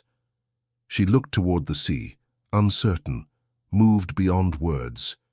Before she could answer, the housekeeper appeared at the top of the path, her face stricken. "Your Grace," she called. "Come quickly. It's Lord Simon. He's gone from his chamber." The Duke's expression hardened. "Gone?" "He left a note," she said breathlessly. "Said he couldn't face the magistrate. He's gone to the chapel." Margaret's blood ran cold. "The chapel by the cliffs?" The woman nodded. "He said he wished to pray alone." The Duke turned, already moving. "We'll find him." Margaret followed, the wind whipping her cloak. The path to the chapel was slick with rain, the sea crashing below. As they neared the old stone building, the sound of the waves drowned all else. The chapel door stood open, candlelight flickering inside. The Duke stepped forward. "Simon?" Only the echo of his voice answered. Then Margaret saw it, a shadow kneeling before the altar, motionless. The Duke reached the altar first, calling his brother's name again, softer this time. "Simon." The figure did not move. Margaret followed, her heart pounding. The chapel was small, its air cold and damp, filled with the scent of old wax and salt. A single candle flickered on the stone altar, and before it Simon knelt, motionless, his head bowed. "Simon, please," the Duke said. "It doesn't have to end here." For a moment there was no response. Then Simon spoke, his voice hollow but steady. "It already has, Edward. I came to ask for forgiveness, but heaven gives none to men like me." Margaret knelt beside him. "Heaven listens to every man who speaks truth." Simon turned toward her, his eyes haunted but calm. "I've told enough lies to fill this chapel twice over. No prayer can undo them." The Duke placed a hand on his shoulder. "You're wrong. You can still choose life, Simon. Stay. Let us face what comes together." Simon's gaze flicked toward him, and for the first time there was peace in his expression. "You've always been too kind," he whispered. "It's your weakness and your strength." He held out a folded piece of paper. "Give this to the magistrate. It's the truth, written and signed. Every crime, every payment, every lie." The Duke took it silently. "You could deliver it yourself." Simon smiled faintly. "No, brother. The world won't hear truth from my lips, only guilt. But from yours, it may mean something." The wind howled through the open door. The candle flickered violently, throwing shadows across the walls. Margaret stood. "Come back to the castle. The storm's rising again." Simon's voice was soft but clear. "Go, both of you. Please, not without you," the Duke said. Simon turned to the altar, pressing one hand to the cold stone. "You'll never find peace if you keep dragging me with you. Let me end it on my knees, where I should have started." "Simon, go!" His voice echoed off the stone, startling them both. Then, more quietly, "If you ever loved me, leave me this moment." The Duke's face crumpled. "I do love you, fool brother." Simon's smile trembled. "Then, forgive me." The wind extinguished the candle. Darkness swallowed the room. Margaret reached for the Duke's arm. "We must go," she whispered. "He's made his choice." But as they turned, Simon's voice came again, faint but sure. "Edward, take care of her. She's the only light this place will ever know." The Duke looked back, tears streaking his face, but the shadow at the altar no longer moved. They left the chapel in silence. Outside, the wind tore at their clothes, and the sea raged below. Margaret guided the Duke along the path, his steps heavy. At the gate, the housekeeper and several servants waited, their faces pale. "Where is he?" the housekeeper asked. The Duke did not answer. He looked back once toward the chapel, its doorway dark against the storm. "He's at peace," he said quietly. They returned to Ravenshire in silence. The servants lit fires, trying to banish the cold, but the halls felt emptier than ever. Margaret stayed close to the Duke, afraid to leave him alone. By morning, the rain had stopped. The magistrate arrived soon after, summoned by the butler's message. He listened gravely as the Duke handed him Simon's written confession. "He asked that it be known," the Duke said, "that all blame falls upon him alone. The estate, the poisons, everything." The magistrate folded the paper and nodded. "His Grace will not be held accountable. Ravenshire's name shall be cleared." When the man had gone, Margaret found the Duke standing by the window, watching the sea. "It's over now," she said softly. He nodded, but his expression was distant. "It should feel like victory, shouldn't it? Instead, it feels like ash." She touched his arm. "Grief and peace often arrive together." He turned to her. "I don't deserve either." "You deserve both," she said gently. "You chose forgiveness when you could have chosen hate." He gave a weary smile. "And you, Margaret Hayes, what will you choose now that the house no longer needs you?" She hesitated. "I came to save a patient, not a duke, but perhaps I was meant to save something else." "What?" he asked quietly. "Hope." The word lingered between them. The firelight flickered across his face, softening the lines of sorrow. "You gave me more than hope," he said. "You gave me back my life. Then use it well," she whispered. Days passed. The servants began to laugh again. The housekeeper opened windows that had been sealed for years. Ravenshire seemed to breathe for the first time. Yet Margaret felt restless. Each evening she walked along the cliffs, watching the waves crash below, wondering if the sea carried Simon's last prayer. One evening she found the Duke waiting by the path. "You shouldn't walk alone," he said. "The cliffs are treacherous." "I've survived worse," she replied with a small smile. He walked beside her in silence for a time, until they reached the chapel. The door stood closed now, the cross above it repaired. He stopped and looked out toward the horizon. "I thought the sea would always terrify me," he said. "Now it only reminds me that even storms end." She looked at him. "You've changed. Perhaps I've finally begun to live," he said. "Because of you." Her voice trembled. "Don't say that." "Why not?" he asked. "It's true. You mustn't make me part of your redemption," she said softly. "You've earned that yourself." He smiled. "You're wrong. Redemption is never earned alone." They walked back to the castle in quiet companionship. The night air carried the scent of salt and new beginnings. The next morning, Margaret was summoned to the great hall. The Duke stood there dressed in black, a letter in his hand. "The magistrate's report arrived," he said. "Simon's confession clears my name, but I asked him to keep the details private. I won't have Ravenshire remembered for scandal." "You honor your brother," she said. "I try," he answered, "but I wish the world could know he found peace before the end." She looked at him thoughtfully. "Perhaps peace doesn't need witnesses." He smiled faintly. "You speak like someone who understands loss." "I've seen enough of it," she replied. "It teaches one to cherish what remains." He studied her face as if weighing a decision. "Then perhaps it's time I cherished what remains for me." Before she could answer, The butler entered. "Your Grace, the chapel bell rings." They exchanged a startled glance. The bell had been silent for years. The Duke strode to the window. "No one was told to ring it," he said. Margaret followed. In the distance, the small chapel stood calm beneath the grey sky, its door shut, yet the bell tolled, slow and solemn, as though rung by unseen hands. "It can't be," she whispered. The Duke's expression softened. "Let it ring. Perhaps it's only the wind, or something kinder." When the sound faded, the house seemed strangely peaceful. The Duke turned to her again. "Margaret, when this house was full of lies, you spoke truth. When it was full of fear, you brought courage. Stay here, with me. Not as my nurse, but as my partner in what life remains." She looked at him for a long moment. "You mean as your wife?" he smiled. "If you'll have me." Her eyes filled with tears she didn't try to hide. "You ask as though you don't already know the answer."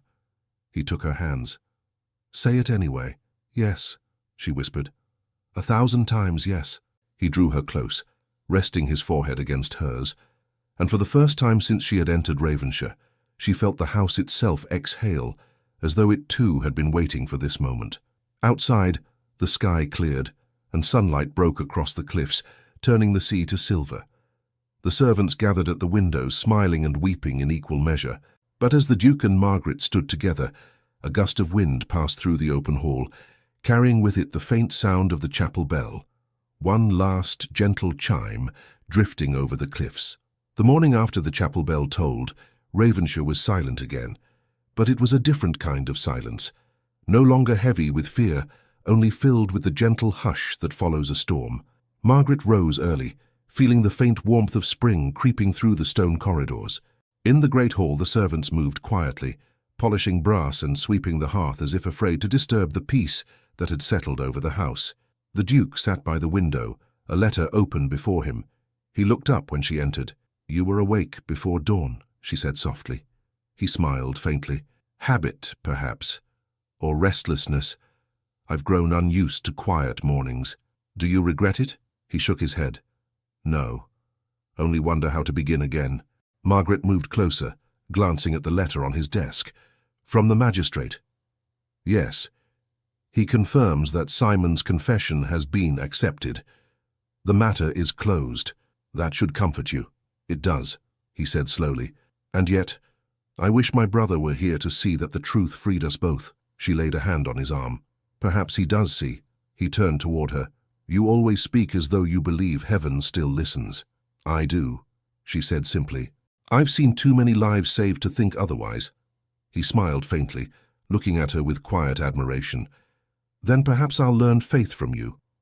Before she could answer, the butler appeared at the door. "Your Grace, the rector has arrived as you requested." The Duke nodded. "Show him to the chapel. We'll join him shortly." When the butler left, Margaret frowned gently. "The chapel? What for?" He rose, straightening his coat. "To bless it anew. The rector will cleanse what sorrow once lived there. I would like you to be present." She hesitated. "Will you be able to bear it?" "I must," he said. "If this house is to live again, its heart must be whole." They walked down the path together, the morning air fresh and calm. The sea was silver under a pale sky, no longer violent, only vast and still. As they approached the chapel, the door stood open, sunlight spilling across the worn stone floor. Inside, the rector waited by the altar, an elderly man with kind eyes and a gentle voice. "Your Grace," he said with a bow, "I'm honored to be here." "Thank you for coming," the Duke replied. "This place has seen much grief. I would see it restored to peace." The rector nodded. "Then let us begin." Margaret stood beside the Duke as the old man prayed, his voice echoing softly through the small chamber. The words spoke of forgiveness, renewal, and mercy, simple words that seemed to wrap the room in calm. The air felt lighter when he finished. The rector turned to Margaret. "You too have a place in this restoration, child. Your courage has been the Lord's instrument." She lowered her gaze. "I only did what was right." "That is often the rarest thing," he said kindly. After the blessing, the Duke remained behind a moment longer, his eyes fixed on the altar. "I think he found peace here after all," he murmured. Margaret touched his sleeve. "Then let that peace be yours too." He nodded, but his voice was soft when he spoke. I never realized how much life I'd forgotten to live. Perhaps this is where it begins again. They walked back to the castle in companionable silence. The servants watched them pass, whispering with quiet smiles. Ravenshire was no longer a house of whispers and shadows, but one of laughter beginning to return. That evening the Duke gathered the household in the hall. The fire burned bright, casting warmth across the faces that had once looked only fearful. "You have served through darkness," he said, his tone steady. "Now we stand in light again. You are free to leave if you wish, but if you choose to stay, Ravenshire will be a home once more." No one moved to leave. The butler spoke for them all. "We stay, Your Grace. This house is ours as much as yours." The Duke smiled, gratitude in his eyes. "Then Ravenshire lives again." Later, when the others had gone, he turned to Margaret. "I've sent word to London. I'll reopen the estate school, as my mother once dreamed. Children from the village will learn here. The house will have laughter again." Her eyes brightened. "She would be proud." He smiled. "You remind me of her sometimes. She was strong, though the world expected her to be silent." "Then I take that as the highest praise," she said gently. They sat together by the fire as dusk deepened. For the first time there was no tension, no secret, no fear between them, only quiet understanding. "You've done something no physician ever could," he said after a long pause. "What's that?" "You've healed Ravenshire's soul." She looked into the flames. "Then it was worth every tear." He turned toward her. "And what of you, Margaret Hayes? What will you do now that peace has returned?" "I don't know," she admitted. "London seems so far away now. I came here thinking only of duty. I leave thinking of—" She stopped herself. "Of what?" he asked softly. She hesitated. "Of what it means to belong somewhere." He took her hand gently. "Then perhaps you need not leave at all." Their eyes met, and she saw in his expression not command but hope. She smiled faintly. "You would have me stay as your nurse forever?" He laughed quietly. "As my equal, if you can endure it."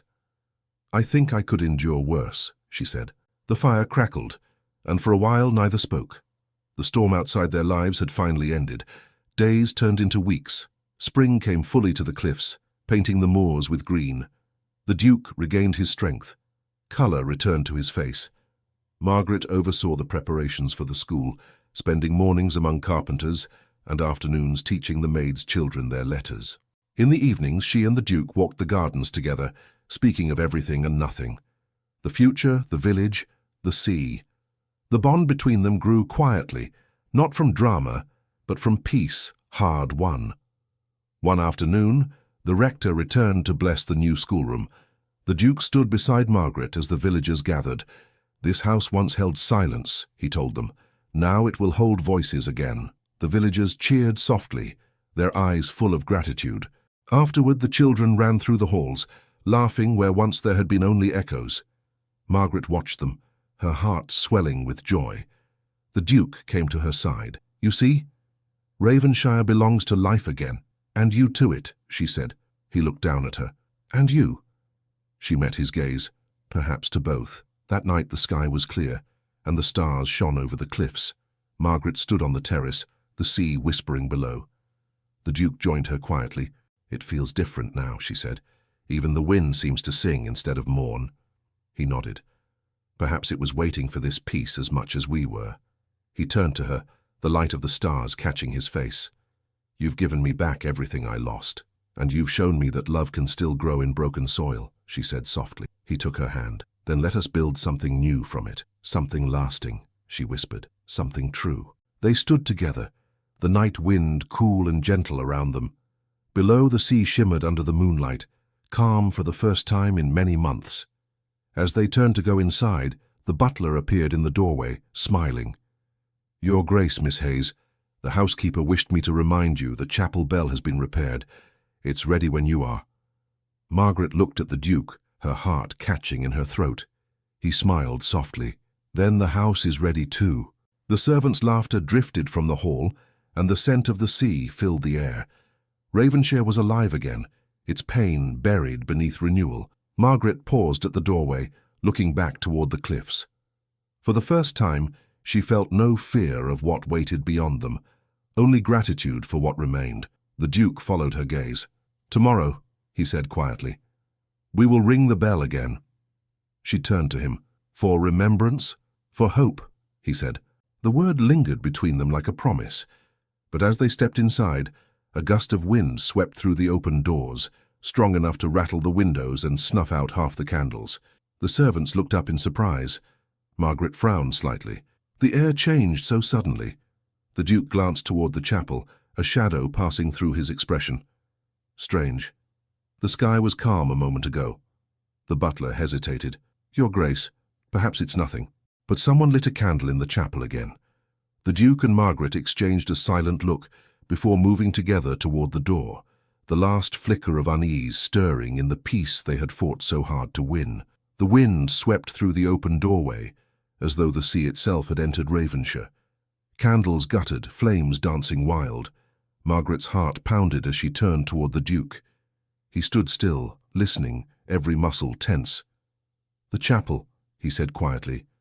"Someone is there." Without a word, they crossed the hall. The servants followed at a distance, whispering prayers under their breath. Margaret clutched the Duke's arm as they stepped into the courtyard. The night sky was cloudless, silvered by moonlight, and yet the wind howled as if warning them back. When they reached the chapel, the door stood ajar. Inside, a single candle flickered on the altar, the same place where Simon had knelt for the last time. Margaret took a step forward, her voice trembling. "Who's there?" No answer came, only the soft crackle of wax. The Duke moved ahead of her, his hand tightening around hers. "Stay close," he murmured. They entered together. The air was cool and still. The flame wavered, then steadied as though in greeting. The chapel seemed untouched, but a folded piece of paper lay beneath the candle. Margaret reached for it and read aloud, her voice low. "Let Ravenshire remember love, not sorrow. When the bell rings, let it ring for life." The Duke's expression softened. Simon's handwriting. She looked up at him. Then he did find peace. He nodded slowly. The bell tolled for him that night, not to mourn, but to bless what we have yet to build. Margaret placed the note back on the altar. "Then let it ring again," she said. The Duke smiled, faint but certain. At dawn, they walked back hand in hand. The wind had stilled, the sea below whispering its endless song. Inside the castle, the servants watched them return as though witnessing a miracle. The butler bowed deeply. "All is well, Your Grace." "Yes," the Duke said. "All is well now." That night, neither could sleep.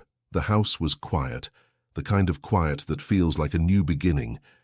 Margaret sat by her window, watching the first colors of dawn creep across the horizon. A soft knock came at her door. "Margaret?" She opened it. The Duke stood there, still in his evening coat, eyes gentle. "The morning is too beautiful to waste," he said. "Walk with me." She followed him down the corridor and out onto the terrace. The sea glowed pink and gold beneath the rising sun. Far below, the tide rolled in calm waves against the rocks. "Do you remember," he said, "when you first arrived here? You looked at this same view and called it beautiful, though the storm nearly tore the roof away." "I remember," she said. "It was frightening, and yet I couldn't look away." He smiled. "That's how I felt about you." Her breath caught. "You hardly spoke to me then." "Because I was a fool," he said softly. "I mistook caution for strength. You were the only one brave enough to see me for what I was. An impossible patient," she teased, though her voice trembled.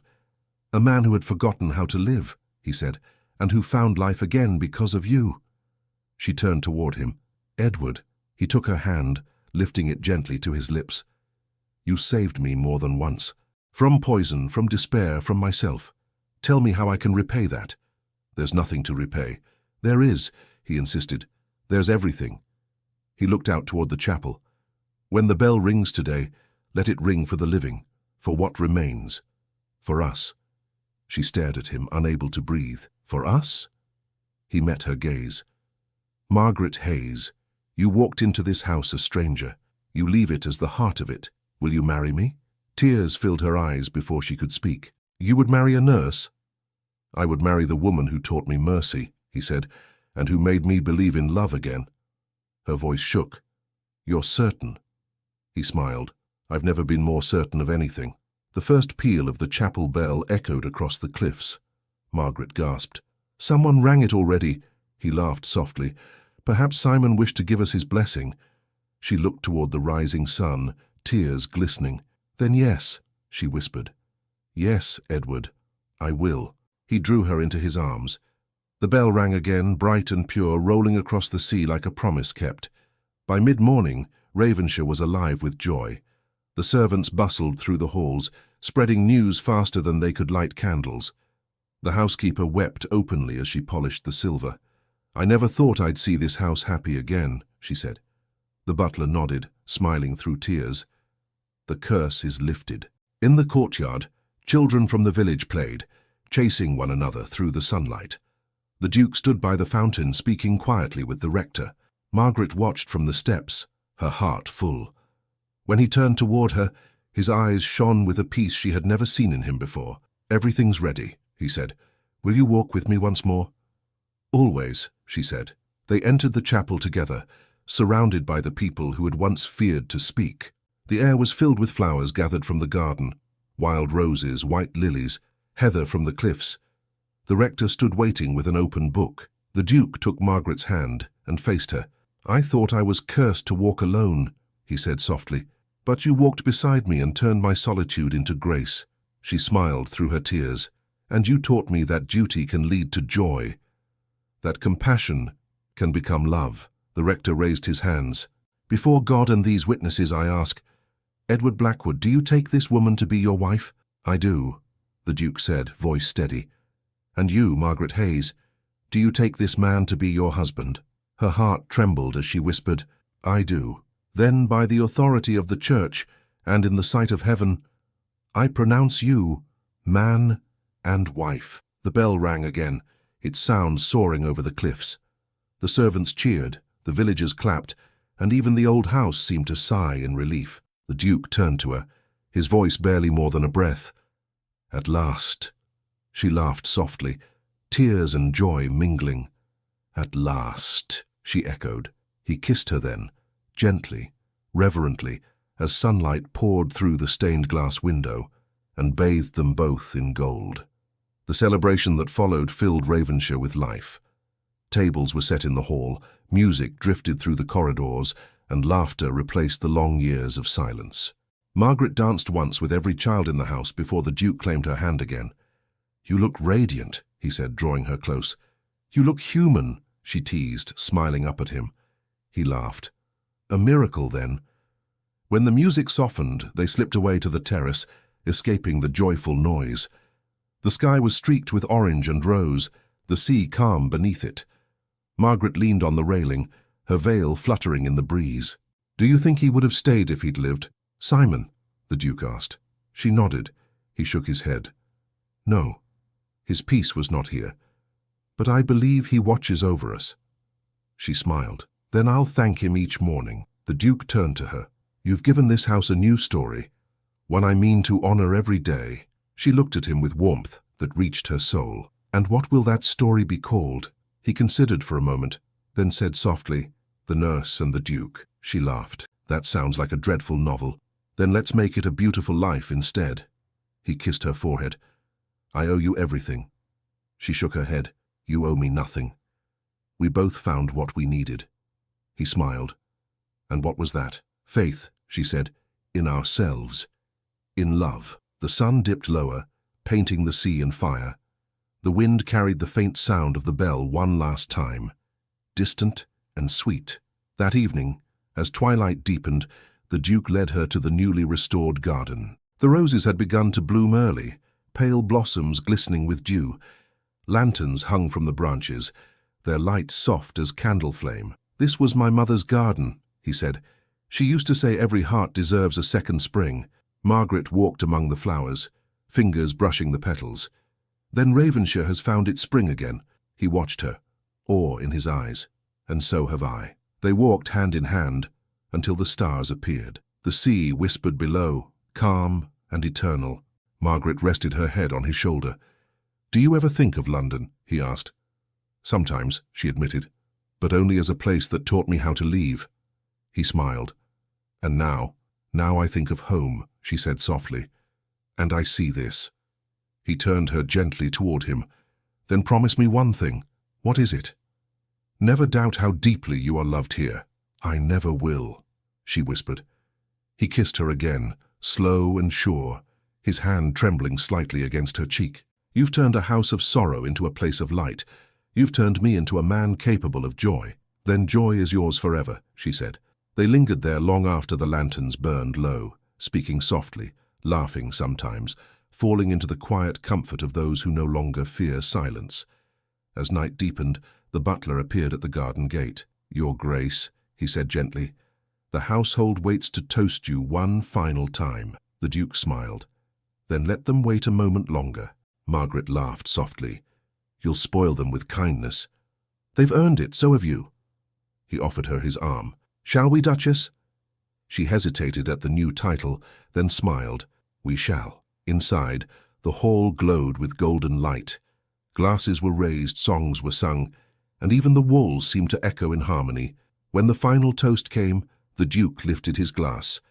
To Ravenshire, he said, may its halls never again know silence. Margaret lifted hers beside his. And to love, she added, the kind that heals what life once broke. The cheer that followed filled the castle. The windows rattled with laughter, the bell chimed faintly in the distance, and the sea outside mirrored the stars above. Later, when the guests had gone and the fires burned low, Margaret and the Duke walked once more through the empty halls. The moon shone through the tall windows, silvering the stone. Do you hear it? She asked. Hear what? The house, she said softly. It's breathing again. He smiled, drawing her close. Then let it rest. It's earned its peace. They stopped at the great door, looking out toward the cliffs. The wind carried the faintest scent of roses and salt. Margaret leaned into him. When you first wrote for a nurse, she murmured, did you imagine this? He laughed quietly. Not even in dreams. Nor I, she said. But I'm glad the world led me here. He looked down at her. Then stay here forever, Margaret. Stay as my heart, my home, my dawn. Her eyes filled with tears again, though her smile never faltered. Forever. He kissed her once more. A promise sealed beneath the watching stars. The waves below murmured softly against the cliffs, endless and steady, and the chapel bell rang one final time, not for mourning or memory, but for joy, a single perfect note carrying over the sea, as Ravenshire at last found peace. Thank you so much for listening to this story all the way to the end. We hope it moved you as much as it moved us while telling it. We'd love to hear your thoughts. Leave us a comment telling us where you're listening from and what you liked the most. Rate this story from 0 to 10. What score would you give it? If you enjoyed this story, don't forget to subscribe to the channel and leave a like as a show of support. That really motivates us to keep creating and sharing more stories full of emotion and life lessons. And before we go, we want to remind you that an exciting and heartwarming story recommendation will appear on the final screen. If you'd like to enjoy it, just click on the video. Thank you once again for being here, and we'll see you in the next story.